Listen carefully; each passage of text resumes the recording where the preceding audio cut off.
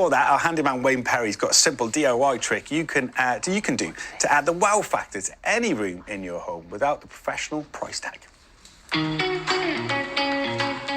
I'm in the middle of renovating my new home and I've completely gutted the property.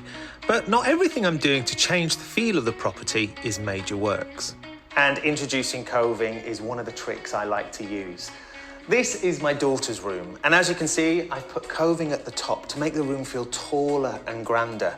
And it works particularly well in the colder months by softening off the edges between the wall and the ceiling. It makes it all feel nice and warm.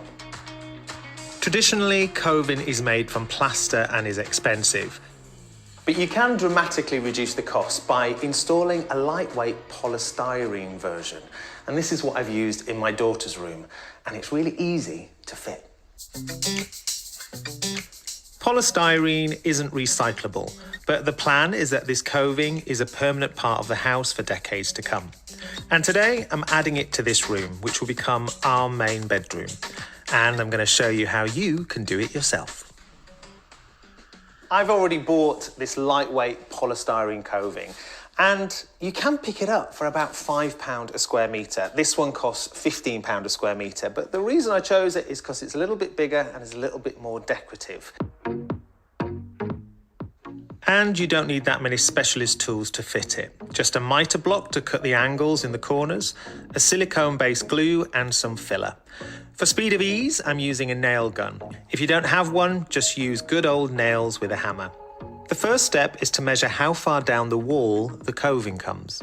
The main piece of measuring you need to do is the distance from the ceiling to the bottom edge of your coving. And as you can see on here, we're covering the old coving, and it's 11 centimetres from the top coming down.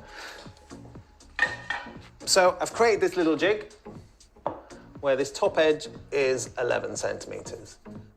It's easier to mark the distance on a piece of wood and then use that to mark the wall than using a tape measure.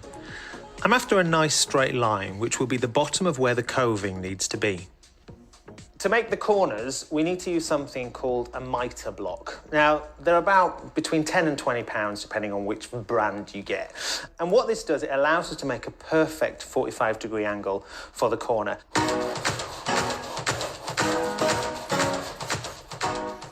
Next up is attaching the coving to the wall.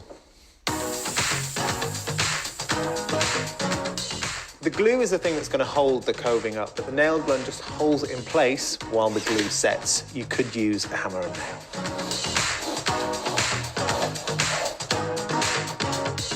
So this will glue the joints together, but also act as a little bit of a filler. So if there is any gaps, it can fill it all over and you won't even know they're there. To get a professional finish, you just need to fill any gaps, particularly along the bottom edge. And also, get yourself some lightweight filler. You can use your finger for this. Now the coving is done, I'm also adding a ceiling rose to go around the main light. This is the same material as the coving, and I'm attaching it in exactly the same way. As it's solid, I've put a hole in the middle for the cables.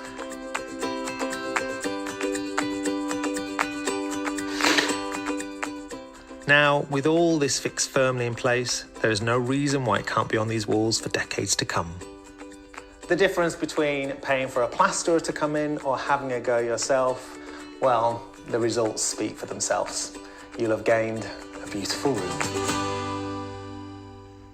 It looks good, doesn't it? It looks Loads very more good. from Wayne coming up over the next few weeks on Morning Live to help you save some money and make your house look brilliant. The So home many improvements. tips. Yes. Very